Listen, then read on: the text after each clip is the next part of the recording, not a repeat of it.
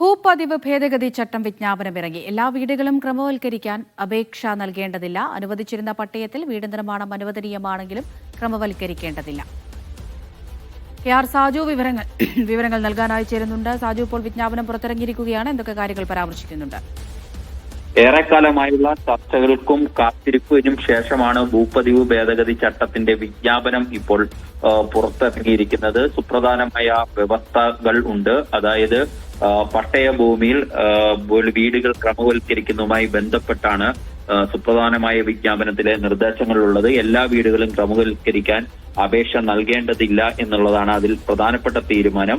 അനുവദിച്ചിരുന്ന പട്ടയത്തിൽ വീട് നിർമ്മാണം അനുവദനീയമാണെങ്കിൽ അത് ക്രമവൽക്കരിക്കേണ്ടതില്ല എന്നാണ്. അതായത് അനുമതി കൂടാതെയാണ് ആ കെട്ടിടം നിർമ്മിച്ചിരിക്കുന്നതെങ്കിലും പട്ടയത്തിൽ അതിനുള്ള അനുമതി, വീട് നിർമ്മിക്കാൻ കഴിയുന്ന സ്ഥലമാണ് എന്ന് പട്ടയത്തിലുണ്ടെങ്കിൽ അത് ക്രമവൽക്കരിക്കാതെ തന്നെ അത് നിയമപരമായി മാറുകയാണ് ഇതോടുകൂടി.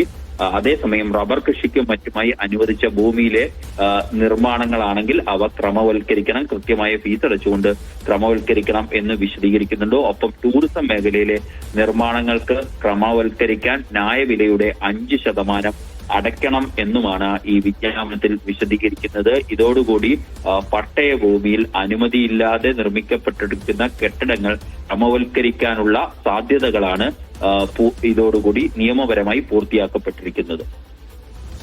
KR സാജുവാണ് വിവരങ്ങൾ നൽകിയത്.